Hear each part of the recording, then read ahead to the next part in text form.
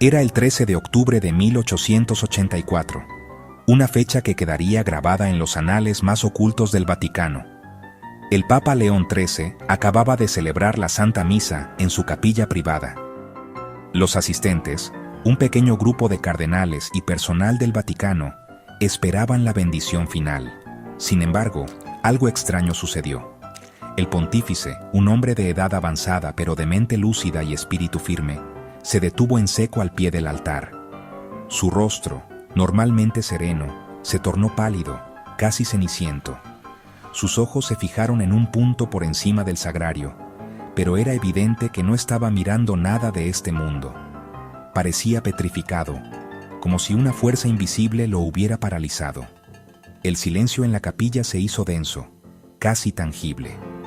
Los minutos pasaban con una lentitud agónica. Nadie se atrevía a moverse ni a pronunciar una sola palabra. El Santo Padre permanecía inmóvil, con una expresión de profundo horror grabada en sus facciones. ¿Qué estaba viendo? ¿Qué visión terrible se desarrollaba ante sus ojos espirituales? Los testigos más cercanos describieron más tarde la escena como algo aterrador. Era como si el Papa estuviera presenciando una batalla que nadie más podía percibir. Una lucha que trascendía las paredes de piedra de la capilla y se extendía a una dimensión desconocida. El ambiente se cargó de una tensión casi insoportable, un miedo reverencial ante lo que estaba ocurriendo. Para entender la magnitud de este evento, debemos situarnos en el contexto de la época. El final del siglo XIX fue un periodo de enorme hostilidad hacia la Iglesia Católica. El Risorgimento italiano había despojado al papado de los estados pontificios, confinando al Papa como un prisionero en el Vaticano. En toda Europa surgían ideologías que atacaban frontalmente la fe. Media Group, símbolos comunistas y anarquistas históricos, manifestaciones políticas en Europa, siglo XIX, Stock and Distribute Equally, el comunismo, el anarquismo, el liberalismo radical. La masonería ganaba poder e influencia, y sus ataques a la Iglesia eran constantes y feroces. León XIII no era un papa ingenuo, era plenamente consciente de las tormentas que se cernían sobre la barca de Pedro. Él mismo había denunciado estos peligros en sus encíclicas. Aquella visión, por tanto, no surgió en un vacío. Fue la culminación de décadas de tensión, de una lucha política y espiritual que se libraba tanto dentro como fuera de los muros vaticanos. La Iglesia se sentía asediada, acorralada por fuerzas que buscaban su destrucción total. El Papa sentía el peso de esta batalla sobre sus hombros cada día.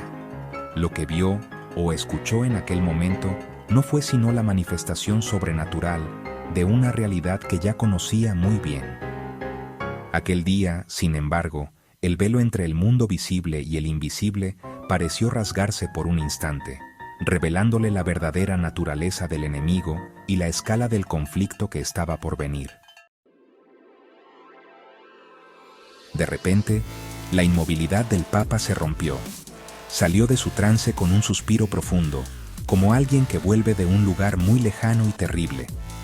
Sin decir una palabra a nadie, se giró y se dirigió a paso rápido hacia su despacho privado.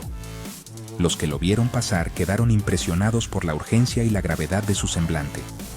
Más tarde, algunos de los presentes lograron reconstruir, a través de confesiones fragmentarias y testimonios reservados, lo que el pontífice había experimentado.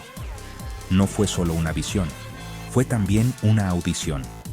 Había escuchado dos voces que dialogaban en un lugar etéreo, un diálogo que helaría la sangre de cualquier creyente. La primera voz era gutural, áspera, cargada de un odio y una arrogancia sin límites. Los testigos que transmitieron la historia la identificaron sin dudarlo. Era la voz de Satanás. Con una soberbia desafiante, esta voz se jactaba ante el Señor. Le decía que podía destruir su iglesia. Le pedía un plazo, un tiempo determinado para llevar a cabo su plan de devastación. Quería demostrar que era capaz de seducir a la humanidad y apartarla de Dios, de corromper la obra de Cristo desde sus cimientos. La petición era clara y terrorífica. Un período de entre 75 y 100 años para tentar a la Iglesia como nunca antes en su historia. La segunda voz era suave, serena, pero llena de una autoridad infinita y una tristeza profunda. Era la voz de nuestro Señor Jesucristo. En lugar de fulminar al adversario, le respondió con una calma desconcertante. Le preguntó cuánto tiempo necesitaba para su prueba. Ante la petición de un siglo de poder aumentado, la voz suave accedió. Le concedería el tiempo y el poder que solicitaba. Permitiría que su iglesia fuera probada, que sus fieles fueran zarandeados, que el mal pareciera triunfar durante un tiempo. Esta respuesta, más que la propia petición del demonio, fue lo que llenó de espanto al Papa León XIII. El significado de este diálogo era devastador. La Iglesia iba a entrar en el período más oscuro de su existencia. El mal recibiría permiso para desatar su furia con una intensidad sin precedentes. León XIII comprendió que el siglo XX, que estaba a punto de comenzar, sería el escenario de esta terrible prueba. Las guerras mundiales, las persecuciones brutales, la apostasía silenciosa, las crisis internas, los escándalos que mancharían el sacerdocio, todo parecía encajar en esa profecía aterradora. El Papa no había visto una simple alegoría. Había asistido al permiso divino para un asalto a gran escala contra el reino de Dios en la tierra. La batalla no sería solo con enemigos externos, sino con una infiltración del mal en el propio corazón de la Iglesia. Al llegar a su despacho, el Papa León XIII no perdió un instante.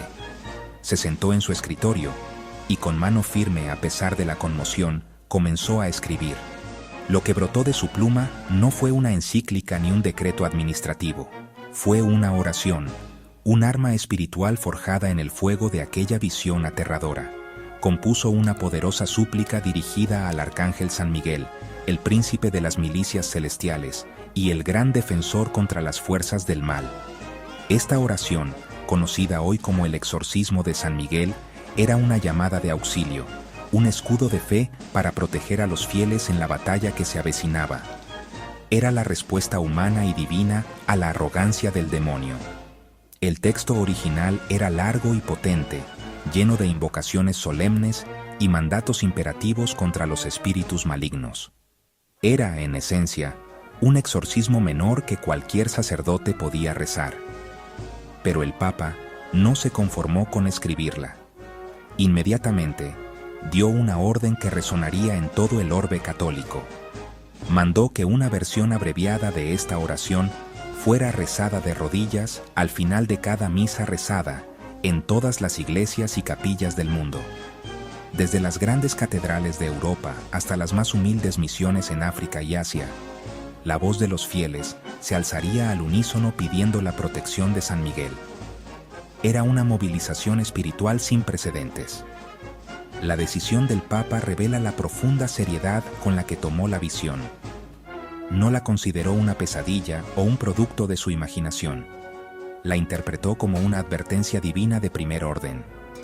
Sabía que las armas humanas, la diplomacia o la política, serían inútiles contra el asalto que se preparaba.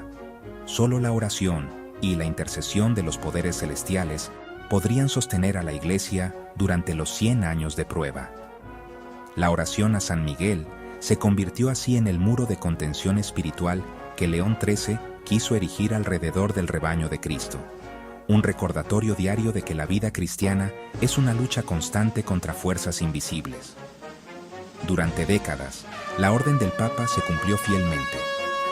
Al concluir la Eucaristía, el sacerdote y los fieles se arrodillaban y recitaban juntos: San Miguel Arcángel, defiéndenos en la batalla. Sé nuestro amparo contra la perversidad y acechanzas del demonio. Esta práctica se arraigó en la piedad popular, convirtiéndose en una parte familiar y reconfortante de la liturgia.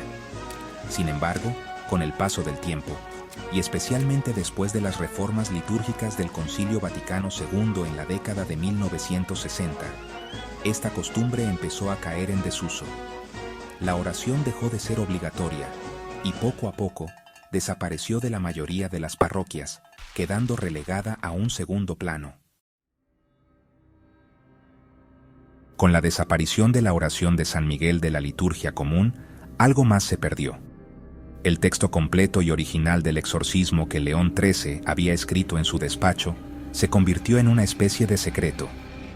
Permaneció guardado en los archivos del Vaticano, conocido solo por unos pocos. La versión abreviada era famosa, pero el arma espiritual completa, con toda su fuerza y detalle, quedó envuelta en el misterio durante muchas décadas. Para la gran mayoría de los fieles y del clero, la historia de su origen y la existencia de una versión más larga y potente se convirtieron en poco más que una leyenda, un eco lejano de una época pasada de la Iglesia.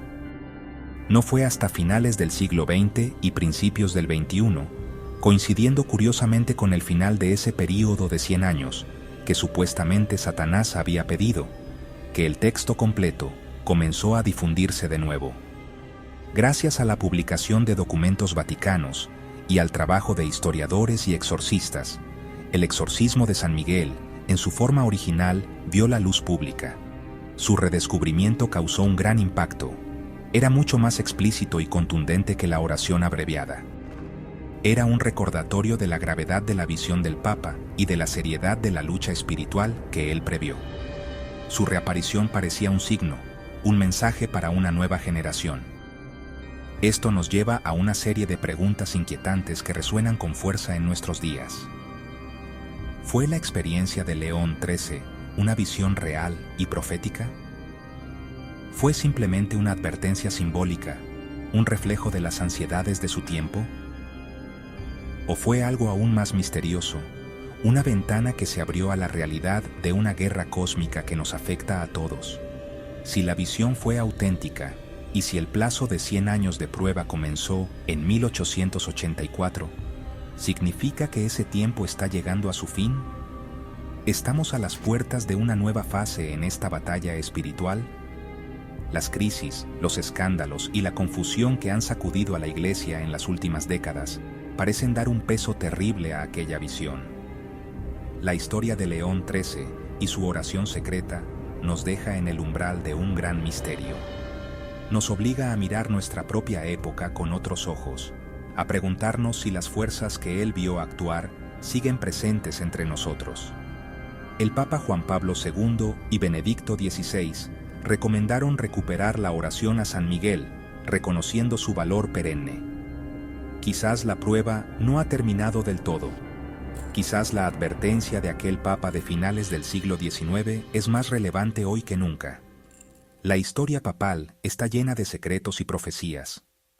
¿Cuántos más aguardan en los archivos del Vaticano, esperando el momento adecuado para ser revelados?